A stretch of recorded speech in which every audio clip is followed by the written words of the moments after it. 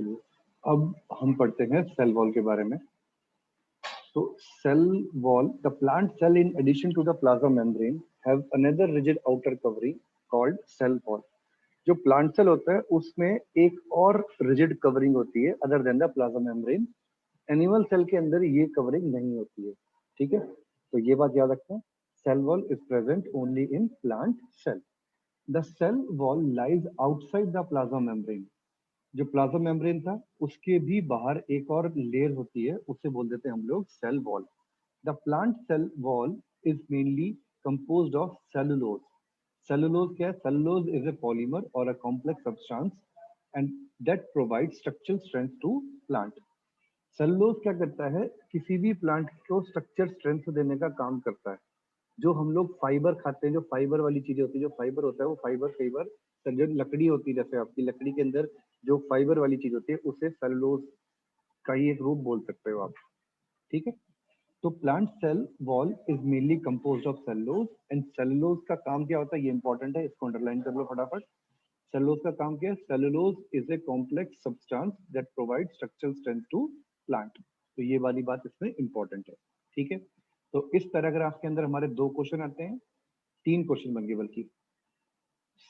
Cell wall is present only in plant cell, पहला part हो गया। दूसरा, where cell wall is situated, cell wall lies outside the plasma membrane. This point, cell wall lies outside plasma membrane and cellulose is a complex substance that provides structural strength to plant. So, main function of cell wall is to provide structural strength to cells. जो cell wall का main function क्या होता है? To provide structural strength to cell. ये बात आप याद कर लो, main function of cell wall, ठीक है। चलिए अब देखते हैं आगे क्या है। When a living plant cell loses water through osmosis, there is a shrinkage or contraction of the contents of the cell away from the cell wall. This phenomena is known as plasmolysis. ये हमने कल बात करी थी। जब भी किसी cell के अंदर से कोई भी वाटर बाहर निकलता है, मूव आउट होता है, तो सेल श्रिंक होना स्टार्ट कर देगा और उस प्रोसेस को बोलते हैं हम लोग प्लाज्मोलिसिस, ठीक है। एंड इसके लिए हमारे पास एक इन्होंने एक्टिविटी दी है। इसमें क्या होता है? Mount the peel of a Rio leave in water on A slide and examine sales under the high power microscope. ये लीव एक रियो लीव होती है, इसको आपने माइक्रोस्कोप के अंदर रखा और इसके जो हमारे सेल्स हैं उसको ऑब्जर्व करना स्टार्ट करते हैं। Now note that the small green granules called chloroplast. Leave के अंदर एक स्मॉल ग्रीन कलर का पिगमेंट होता है, पिगमेंट तो नहीं बोलूंगा, एक ग्रेन्युल्स होते हैं, छोटे छोटे दाने टाइप में चीजें होती हैं, उन्हें बोलते हैं chloroplast. And they contain a small they contain a green substance known as chlorophyll, and ये वही chlorophyll है जिसकी मदद से कोई भी प्लांट का अपना फूड प्रिपेयर करता है। Now put a strong solution of sugar or salt on a mounted leaf on the mid slide. एक जो लीफ थी उस माउंटेड लीफ पे हमने क्या करा, कोई भी सॉल्ट और शुगर सॉल्यूशन की 1 या 2 ड्रॉप उस पर डाली। Now wait for a minute and observe under microscope. हमने थोड़ी देर उसको जो है वेट करा और ऑब्जर्व करा, तो थोड़ी देर बाद में क्या होगा?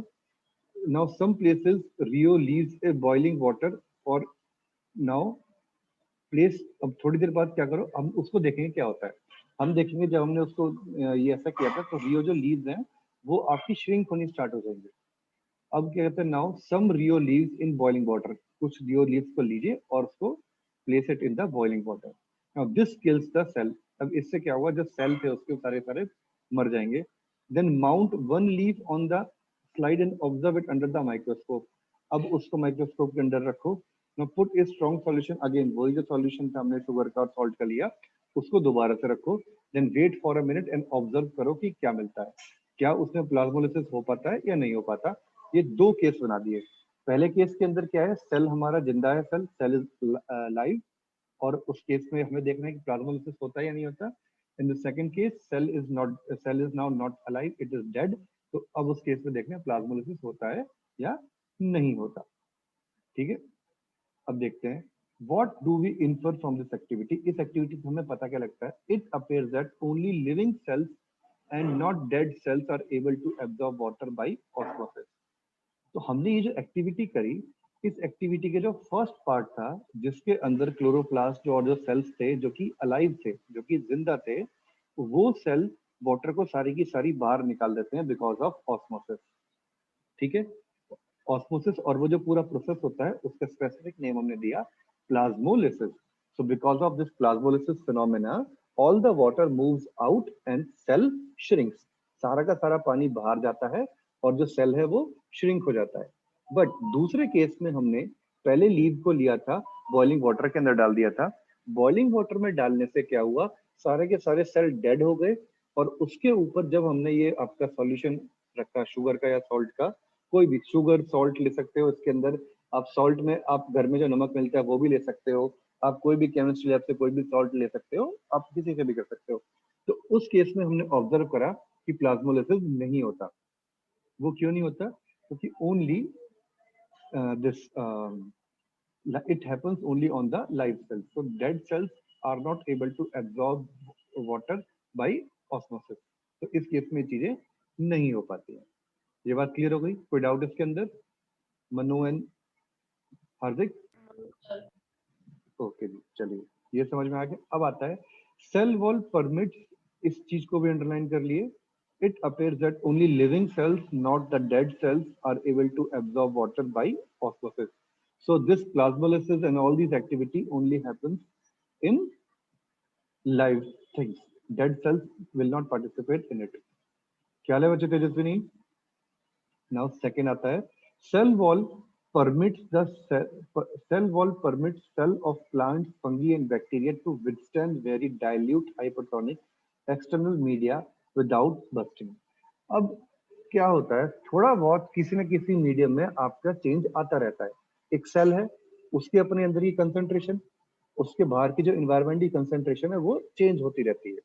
अगर कोई मजबूत चीज नहीं होगी, अब जैसे मान लो सपोज करो हम लोग जो ऐसे मकान में रहते हैं जिसकी भाई बहुत मजबूत दीवारें, अब जैसे तूफान है, अगर हम लोग लकड़ी के घर में रहते तो ऐसा तूफान आता तो फटाफट वो घर उड़ जाता हमारा। ठीक है, या सपोज करो हम लोग जो ऐसे किसी कमजोर चीजों के अंदर रहते तो वो हम विथस्टैंड नहीं कर पाते, थोड़ा बहुत भी एक्सटर्नल कोई चेंज आता। इन अ सिमिलर मैनर जो सेल है, अब प्लाज्मा मेम्ब्रेन काफी कुछ स्ट्रेंथ प्रोवाइड करती है, बट सेल वॉल एक एक्स्ट्रा स्ट्रेंथ प्रोवाइड करता है और उसे जो हमारी बाहर की जितना भी इन्वायरमेंट है उसके अंदर जो भी चेंज होता है उस चेंज से उसको बचाता है। तो cell wall permit the cells of fungi, bacteria and other organism to withstand a very dilute external media without bursting। अगर कोई भी हाइपोटोनिक सॉल्यूशन है उससे थोड़ा बहुत अंतर है, वो डाइल्यूट है, तो उसकी सेल की बर्स्टिंग से, यानी सारा का सारा पानी अंदर ना आ जाए, उस चीज से उसे बचाता है। In such media the cell tends to take up the water by osmosis.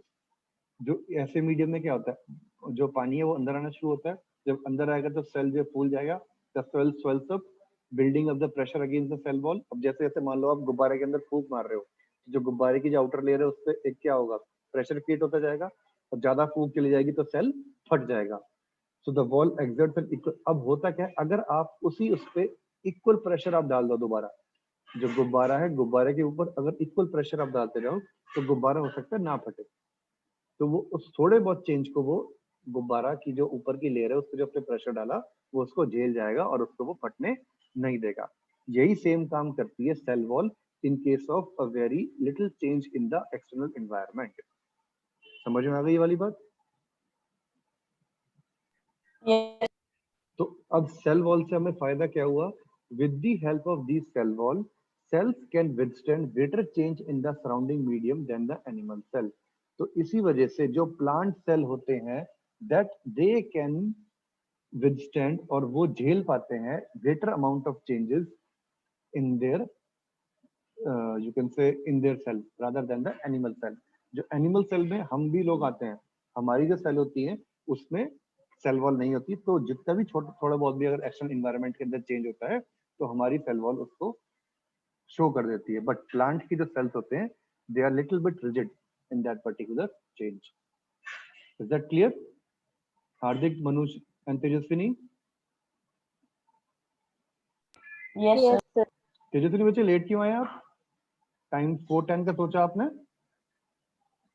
Sir मैंने वो मैसेज बाद बाद में देखा जब आपने बताया था फोर्थ चलो वाली। कोई बात नहीं, कोई बात नहीं, मैंने रिकॉर्डिंग कर रखी है इसके पीछे वाली, तो वो मैं आपको भेज दूंगा सारी सारी, ठीक है। ये सारा ओके रिकॉर्डिंग मेरी सर। चल रही है, ठीक है ना। तो अच्छा, यहाँ पे ओके सर। कोई प्रॉब्लम आई अभी तक? नो सर, अभी तक तो नहीं आई, एक्सप्लेनेशन क्लियर है। क्लियर है, बिल्कुल ठीक बात। तो सेल वॉल में हमें सबसे पहली पॉइंट क्या याद रखना था कि भाई cell wall is made up of cellulose and it provide structural strength to plant. चलो अब इसके बारे में थोड़ी सी डिटेल में और पढ़ते हैं। हम यहाँ पे आ जाते हैं, दूसरी पीडीएफ है मेरे पास, उसमें आते हैं। Now functions of cell wall. अब देखो सेल वॉल का स्ट्रक्चर कुछ इस तरीके से होता है। एक इसके अंदर बीच में ये हमारे पास है प्राइमरी सेल वॉल। देखो आउटर में ये क्या चीज है, प्लाज्मा मेम्ब्रेन। ठीक, प्लांट सेल के अंदर आउटर में प्लाज्मा मेम्ब्रेन होगी मेरे पास। ये फिर मेरे पास सारा का सारा आ गया प्राइमरी सेल वॉल, और इसके ऊपर मिडल लैमेला है, इसके बारे में भी छोड़ दो, ये सब आपको नहीं पढ़ना। ठीक, अब सेल वॉल के अंदर सेलुलोज माइक्रोफाइब्रिल्स, माइक्रोफाइब्रिल्स पतले पतले धागे से, पतले पतले माइक्रो फाइबर्स बोल सकते हैं इनको, ये होते हैं। ठीक है, सेलुलोज के बने हुए। एक ये आपका ऐसा नेट लाइक स्ट्रक्चर होता है ये, तो जो कि क्रॉस लिंक्ड होता है। क्रॉस का मतलब होता है ये एक तरीके से तिरछे तिरछे से जो है बने हुए होते हैं, एक दूसरे को क्रॉस करते हुए लिंकेज होती है ग्लाइकन की। ग्लाइकन क्या, एक तरीके का ये भी कार्बोहाइड्रेट प्रोडक्ट होता है। ठीक, अभी इसके डिटेल में हमें नहीं जाना कि किस तरीके से क्या होता है ये चीजें, उसको सिर्फ अभी इनके नाम याद रखो। नाम भी आपको इतने फालतू याद करने की जरूरत नहीं है, सिर्फ इतना याद रखिए, cell wall is made up of cellulose और माइक्रोफाइब्रिल्स होते हैं ये। ठीक है, माइक्रोफाइब्रिल्स का मतलब है छोटे छोटे पतले पतले धागे। ठीक है, और इन धागों की जो लिंकेज होती है, लिंकेज मतलब एक दूसरे से जुड़ने का प्रक्रिया, जो एक दूसरे से कैसे जुड़े हुए होते हैं, दे आर क्रॉस लिंक, जुड़े हुए एक दूसरे क्रॉसली लिंक्ड होते हैं। जैसे कि हम लोग फीते, जूते के फीते बांधते हैं, जूते के फीते देखा ना, एक जगह से दूसरी जगह पे क्रॉस होते हैं, एक दूसरे को क्रॉस करते हुए जाते हैं वो फीते जो जूते का होता है। तो उसी चीज को हमने बोल दिया क्रॉस लिंक्ड हो गया। ठीक, clear. So cell wall is a rigid, non-living covering present outside the plasma membrane of the plant cell. ये वाली बात इंपॉर्टेंट है, इसको मैं अंडरलाइन कर देता हूँ यहाँ पे।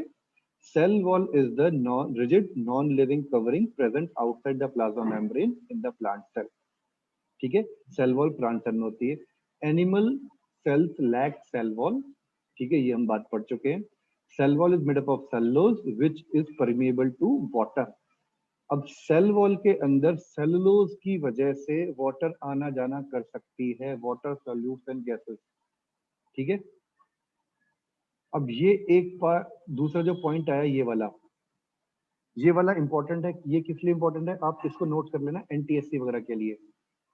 इन fungi the cell wall is made up of chitin. ठीक है, हमारे पास बाकी जो प्लांट्स होते हैं उनके अंदर किससे बनी हुई थी हमारी सेल वॉल, उनके अंदर बनी हुई थी सेलुलोज में। और जब फंगस वगैरह होते हैं इसमें बनी होती है सिटिन, CHITIN। इस बात को नोट कर लो, इस पॉइंट को। सिटिन क्या होता है, ये एक फाइब्रस मटेरियल है, ये भी पॉली कार्बोहाइड्रेट का बना होता है। ये भी थोड़ा सा इसका स्ट्रक्चर आपका सेलुलोज से थोड़ा डिफरेंट होता है। ठीक है, क्लियर। ये भी कार्बोहाइड्रेट का बना हुआ एक पॉलीमर ही होता है सिटिन, इसको इतना याद रखते हैं। A cementing layer called middle lamella is present between the walls of the two adjacent cells. Lamella is also formed chitin, calcium and magnesium precipitate. इसको याद करने की अभी कोई जरूरत नहीं है, इसको you can leave for now. ठीक है, अभी फिलहाल इतना याद करिए आप लोग। In fungus cell wall is made up of chitin, और सेल वॉल क्या होती है, रिजिड होती है, non living, covering present outside the plasma membrane in the plant. ठीक है, यहां तक कोई डाउट है वही बताइए फटाफट। No sir. ठीक है जी, चलो अब आ जाओ functions of cell wall. Main functions of cell wall क्या होते हैं। First function, it gives a definite shape to the plant cell, एक शेप प्रोवाइड करती है। It provides mechanical strength, main function cell wall का होता है टू प्रोवाइड मैकेनिकल स्ट्रेंथ। ठीक, अब मैकेनिकल स्ट्रेंथ से मतलब क्या हो गया कि अगर कोई बाहर से छोटी मोटी इंजरी आती है, कोई पैथोजन होता है या कुछ होता है, उससे प्रोटेक्ट कर लेती है। So it provides the cell against mechanical injury and pathogens. It helps in transport of various substance across it. Cell wall also, it देखा था ना, cell wall also is permeable to water solutes and gases. ये भी permeable होती है water solute and gases के लिए। तो ये भी हेल्प कर देती है हमारे पास। एक सेकंड, अंडरलाइन क्यों नहीं हो रहा,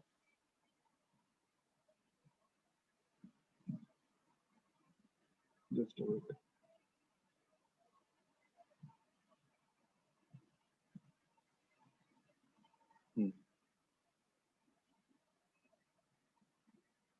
हाँ जी, सो सेल वॉल ऑल्सो, तो it also helps in transport of various substance across it. Now, cell wall helps the plant to withstand a lot of variations in the surrounding environment. और याद रखना, ये वेरिएशन छोटे मोटे वेरिएशन होते हैं, a very minute variation उसी को विथस्टैंड कर पाती है, बहुत ज्यादा वेरिएशन को सेल भी विथस्टैंड नहीं कर पाता। Cell wall prevents the bursting of cells on endosmosis as it is quite thick and rigid. अभी जो सेल वॉल है एक तरीके से प्लांट सेल की जो आउटर लेयर को और ये मजबूत कर देती है और मोटा कर देती है। It becomes more thick and rigid, so it can withstand the pressure inside the pressure created by the water molecules from inside. जो अंदर से वाटर मॉलिक्यूल उस प्लाज्मा मेम्ब्रेन और उस सेल के ऊपर जो धक्का मारते हैं, ये उसको विथस्टैंड कर लेती है सेल वॉल। सो इस वजह से सेल आसानी से नहीं फटता है। ये बात क्लियर है? सेल के अंदर की चीजें सारी, सेल वॉल की चीजें सारी समझ में आ गई आपको? इसमें कोई डाउट है? No sir. Clear? No okay, sir. चलो मैं आपको मिडिल लैमेला के बारे में बता देता हूँ, ये होता क्या है। देखो, a cementing layer called middle lamella is present between the walls of two adjacent cell. अब ये जो, एक सपोज करो, एक सेकंड मैं ड्रॉ करने की कोशिश करता हूँ, ड्रॉ हो जाए तो। सपोज करो ये एक सेल है और ये एक और सेल है, इन दोनों के बीच में ना एक लेयर होती है, वो बनी होती है किससे? उसी लेयर को बोलते हैं मिडिल लैमेला। तो cementing layer called middle lamella is present between the two adjacent cell. तो middle lamella is also formed by pectin, calcium and magnesium pectate. तो कैल्शियम की, मैग्नीशियम पेसिटेट की ये एक लेयर बनी होती है, उससे हम लोग बोल देते हैं मिडिल लैमेला। ठीक, अब ये क्या काम करती है? ये इन दोनों सेल को अलग अलग करने का काम करती है, या इनके बीच में कोई ना कोई इंटरेक्शन करने का काम करती है ये लेयर मिडिल लैमेला। ये क्लियर हो गई बात सबको? इसमें कोई डाउट है? मेन पॉइंट आपको ये है, ये सारे के सारे, ये वाली मैं आपको आज पीडीएफ भी भेज दूंगा। ठीक है, इस पीडीएफ के अंदर जो कलर्ड पोर्शन है येलो के अंदर, वो ही मेन पढ़ने का है, बाकी चीजों को आप लीव कर सकते हो for the time being. Is that clear? चलिए, अब हम आगे आ जाते हैं दोबारा एनसीईआरटी पे। हाँ बेटा। सर ये पिस्टन को डिस्क्राइब करना। कि बेटा यू नॉट ऑडिबल, प्रॉपर्ली बताओ, बोलो। सर पिस्टन को डिस्क्राइब करना। ये सिटिन को? पिस्टन। कौन सा वाला बेटा?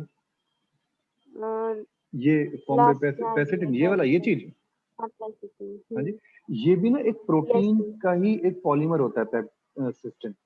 इसको सिटिन भी बोल देते हैं कई बार, इसको इसको पैसेटिन भी बोल देते हैं। ये एक प्रोटीन सॉर्ट ऑफ ही आपके पास में मटेरियल होता है, ये पॉलीमर होता है। पॉलीमर से मतलब आप समझ सकते हो कि ये जो यस छोटे सर। छोटे एक आपके छोटे छोटे आपके मोनोमर्स बोलते हैं हम, उन सबको कंबाइन होने के बाद में जो चीज बनती है उसे बोलते हैं हम लोग पॉलीमर। हाँ बेटा, ओके सर।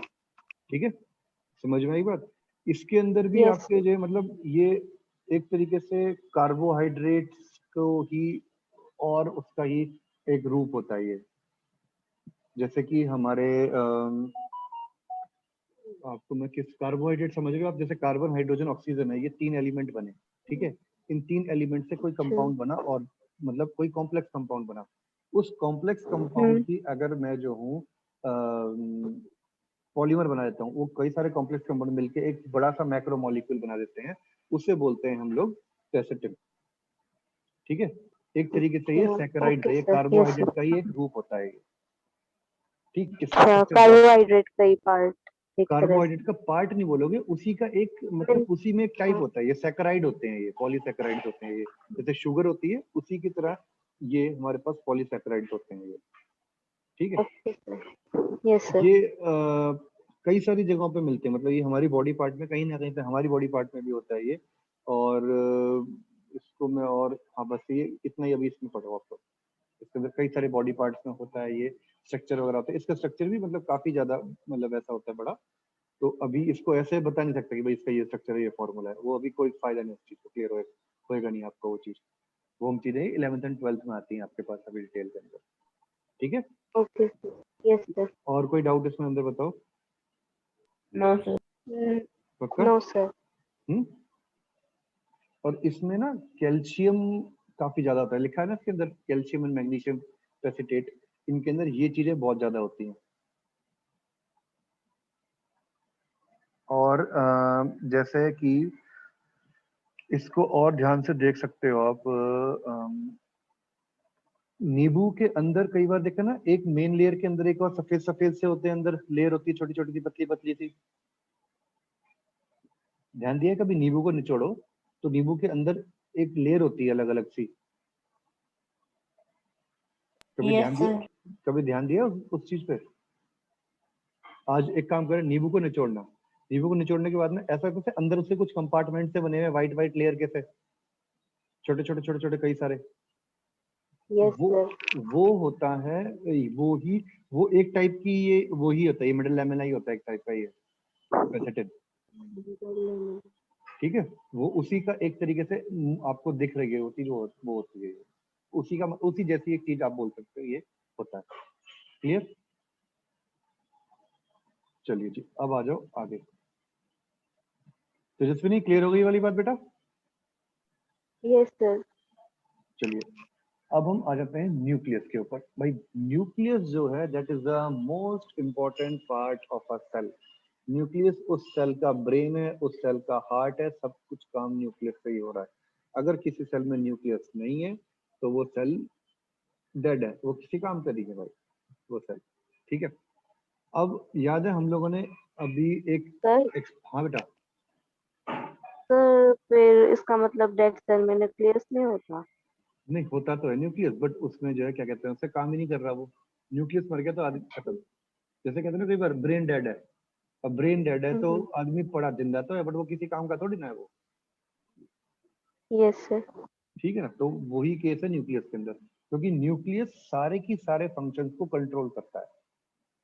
भाई कब उसके अंदर ऑक्सीजन जानी है, कब उसके अंदर से कार्बन डाइऑक्साइड को बाहर निकालना है, किस मटेरियल को अंदर लेना है, और किस मटेरियल को जो है अब मेरे को क्या चीज फूड प्रोड्यूस करना है, या मेरे को अब फूड आ गया मेरे पास अमीबा के केस के अंदर, मुझे कब जो चीजों को मूवमेंट करवानी है, तो वो सारा काम न्यूक्लियस करता है, ठीक। Okay sir.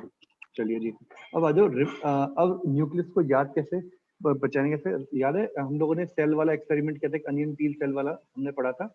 उसके अंदर एक ब्लैक ब्लैक ब्लैक डॉट दिखती थी हमें, जैसे मान लो यही आ जाओ, ये ब्लैक डॉट दिख रही है, जो ब्लैक डॉट दिख रही है ना हर एक सेल के अंदर आपको, ये इसके अंदर ब्लैक डॉट दिख रहा है, दिस इज द न्यूक्लियस। चलिए अब हम फटाफट एनसीईआरटी रीड करते हैं एक बार। So remember the temporary mount on a peel of onion peel we prepared. We had put iodine solution on the peel. Why? What would we see if we tried observing the peel without putting the iodine solution? Try it and see the difference between it. Further, when we put iodine solution on a peel, did each cell get evenly colored? According to their chemical composition, different region of cell get colored differently. अब ये जो पूरी पूरी चीजें किसने करी है, ये हमने एक्सपेरिमेंट करा था, हमने उसके अंदर आयोडीन डाला था, या फिर आप उसमें कह सकते हो सैक्रिन, उसमें अंदर ने मिथाइल येलो डाला, या हमने उसमें अंदर एक और चीज कर दी, सैक्रिन डाला था, क्या डाला था हमने उसके अंदर, एक और चीज डाली थी, एक सेकंड मैं बोल रहा हूँ उसका नाम, हमने क्या डाला था, एक सी एस से कुछ नाम था, हमने सेफ्रीन, सेफ्रीन सॉल्यूशन डाला था, ये भी ऑरेंज कलर का सॉल्यूशन डलता है, ठीक है।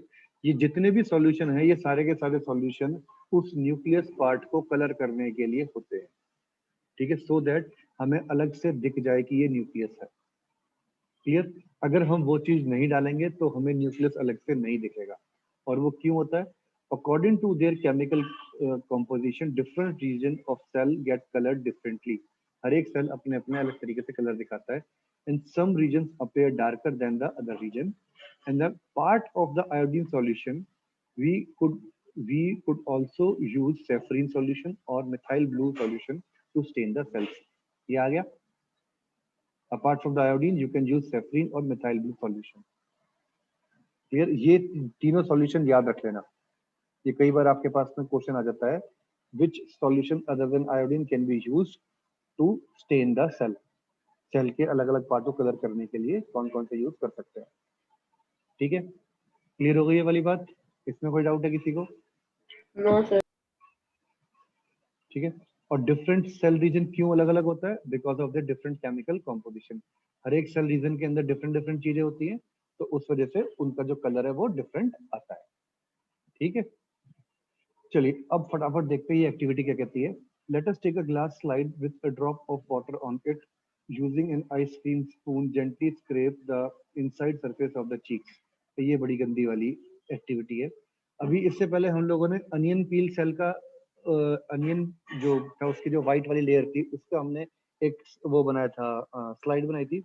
अब ये कहता है जो हमारे चीक्स हैं, गाल के अंदर की एक चीज उखाड़नी है, एक स्किन उखाड़नी है, और उसका हमें वो बनाना है, क्या चीज? सेल, ये स्लिप बनानी है उसकी। उसकी हम एक स्लाइड बनाएंगे हम लोग। तो ये वाला आप लोग एक्सपेरिमेंट करने की जरूरत नहीं है आपको। ये एक्सपेरिमेंट अब आजकल क्लास में स्कूल में करवाते भी नहीं है, कभी सिर्फ अनियन पील वाला करवाते हैं। So does any material get stuck on the spoon?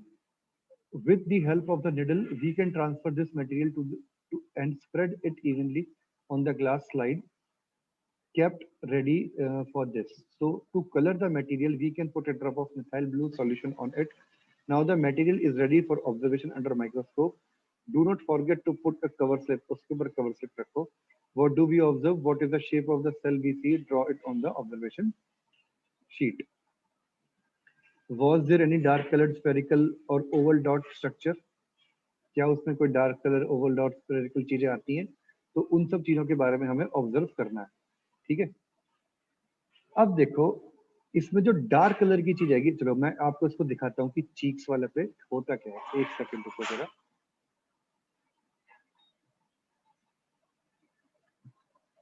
हम लोग देखते हैं यहाँ पे फटाफट चीक एक्सपेरिमेंट।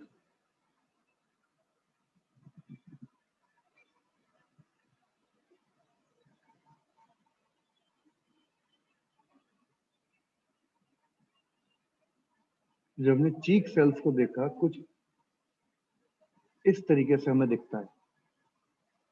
ठीक है, ये इस तरीके से हमें चीक्स के सेल दिखते हैं, और ये देखो अच्छे से दिख जाएगा आपको, ह्यूमन चीक सेल्स इस तरीके से होते हैं। ये ऊपर आपके पास क्या सेल मेम्ब्रेन हो गई, ठीक है, देन साइटोप्लाज्म हो गया, न्यूक्लियस, और उसके ऊपर न्यूक्लियस मेम्ब्रेन हो गई। ठीक, ये सेल मेम्ब्रेन इसने गलत लिखा था, प्लाज्मा मेम्ब्रेन आना चाहिए था।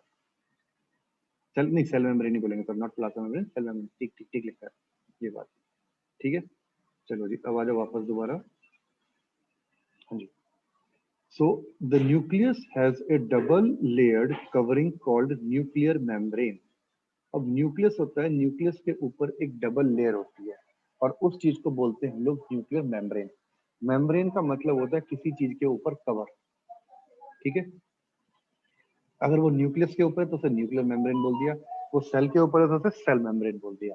यहाँ तक क्लियर बात? अब आ जाओ क्या कहता है। The nuclear membrane has pores which allow the transfer of material from inside the nucleus to its outside, that is to the cytoplasm. ठीक है, अभी साइटोप्लाज्म हम लोग पढ़ेंगे क्या होता है। The nuclear membrane has pores, उसमें छोटे छोटे पोर्स होते हैं, which allow transfer of material from inside the nucleus to the outside. अंदर से बाहर की तरफ चीजों को ट्रांसफर करने में काम आता है टू द साइटोप्लाज्म। साइटोप्लाज्म क्या होता है? जो भी सेल के अंदर खाली जगह बची हुई है उसमें एक लिक्विड लाइक स्ट्रक्चर भरा होता है, उसे बोलते हैं साइटोप्लाज्म। ठीक, तो साइटोप्लाज्म को ये कुछ ना कुछ चीजें बाहर फेंकता रहता है। ये वाली बात क्लियर हो गई इतनी? इसमें कोई डाउट है? तेजस्विनी, हार्दिक, मनु? नो। ठीक है जी, अब आता है कि न्यूक्लियस के अंदर होता क्या क्या है। Nucleus contains chromosomes which are visible as red rod shaped structure. Rod shape का मतलब होता है लंबे लंबे से डंडिया सी पतली पतली रॉड सी लगती है कि भाई कोई ये रॉड रखी हुई है, उस टाइप के स्ट्रक्चर होते हैं। Only when the cell is about to divide, और ये सिर्फ जब सेल डिवाइड होती है तभी आपको दिखेंगे, अदरवाइज ये नहीं दिखते। तो nucleus contains chromosomes. Chromosomes are rod shape structure and only when the cell is and they are visible only when cell is about to divide. जब कोई एक सेल एक से दो में कन्वर्ट होने की उस पर टाइम पे होता है तभी ये आपको दिखेंगे, अदरवाइज ये आपको नहीं दिखते. ठीक है. अब क्रोमोसोम्स के अंदर होता क्या क्या है. Chromosomes contain information for the inheritance of character from parent to next generation. जो पेरेंट है मतलब जो सेल है उस सेल को डिवाइड होकर सेल के अपनी आप में एक नई जनरेशन बनाने की कोशिश कर रही है. अब उस नई जनरेशन को बनाने के लिए कुछ उसको इंफॉर्मेशन चाहिए.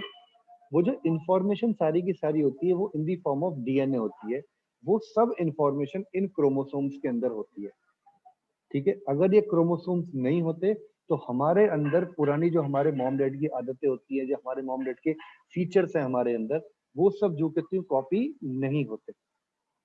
कभी आपने देखा होगा कि भाई जो बच्चे होते हैं वो उनकी जो वो उनकी शक्ल अपने मॉम एंड डैड से मिलती है. वो क्यों मिलती है? क्योंकि उन्हीं के जो क्रोमोसोम्स के जो उन्हीं के डीएनए उन्हीं के जो फीचर्स हैं वो फोटोस्टेट हो गए एक तरीके से आप मान सकते हो इसके अंदर. अगर वो फोटोस्टेट नहीं होते तो हमारी सबकी शक्लें अलग अलग होती, मतलब हमारी शक्ल अपने माँ बाप से नहीं मिल पाती. So chromosomes contain information for inheritance of character from parent to next generation in the form of DNA. और ये जो इंफॉर्मेशन होती है ये इन दी फॉर्म ऑफ डीएनए होती है. ठीक है. और वायरस के अंदर ये चीजें होती है आरएनए की फॉर्म में. वो हम बाद में पढ़ेंगे, जो सभी आपको मैंने बता दिया. So chromosomes contain information for inheritance character from the parent to next generation in the form of DNA. और डीएनए की फुल फॉर्म होती है deoxyribonucleic acid. The full form of DNA is deoxyribonucleic acid. ये important है form, आप इसको याद रखना.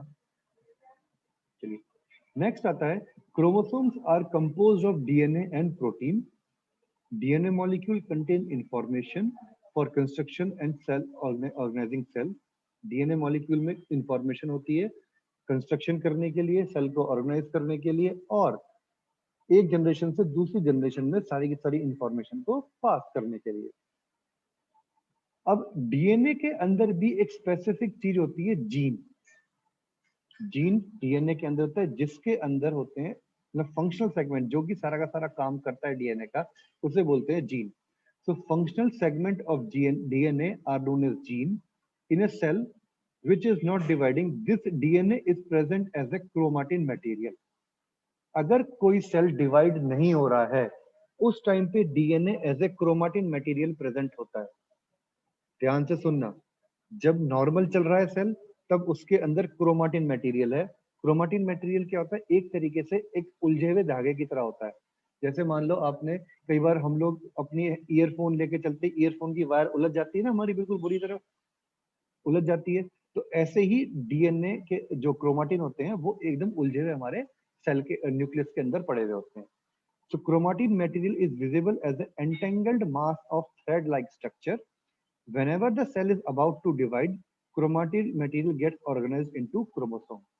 तो पहले एक तरीके से मान के चलो सेल के अंदर न्यूक्लियस, न्यूक्लियस के अंदर क्रोमाटिन.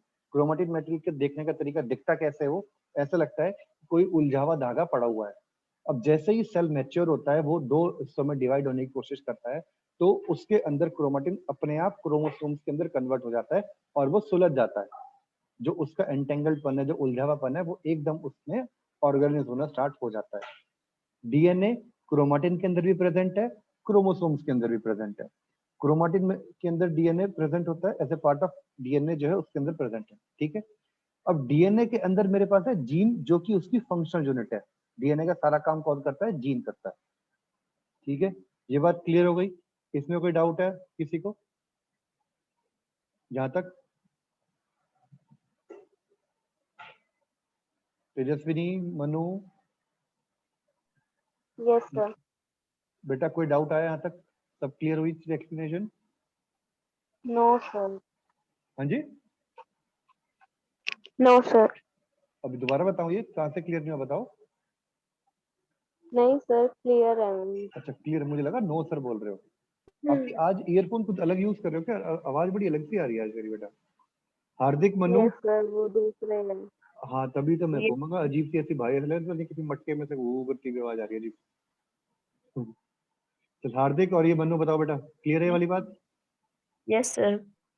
हाँ, अब ठीक है ये बेटा, चलो ठीक है जी। ये अब क्रोमाटिन, अब क्वेश्चन आपके पास इन सब के ऊपर एक एक क्वेश्चन आ जाता है, ठीक है। मैं सारे के सारे क्वेश्चन आपको आज टाइप करके भेज दूंगा कि इनके ऊपर आपको क्वेश्चन क्या क्या याद करने हैं।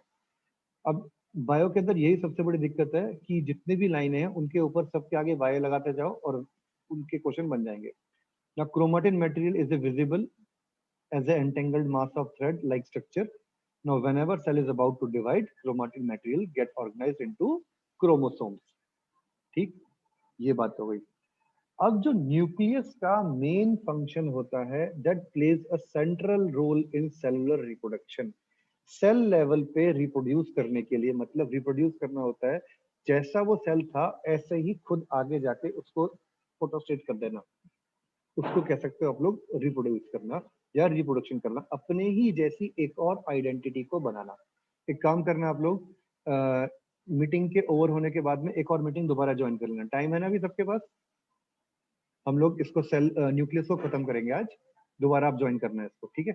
एक काम करो दोबारा ज्वाइन कर ही लो आप लोग फटाफट, मैं इसको हटा रहा हूँ, आप लोग दोबारा ज्वाइन करो इसको, ठीक है?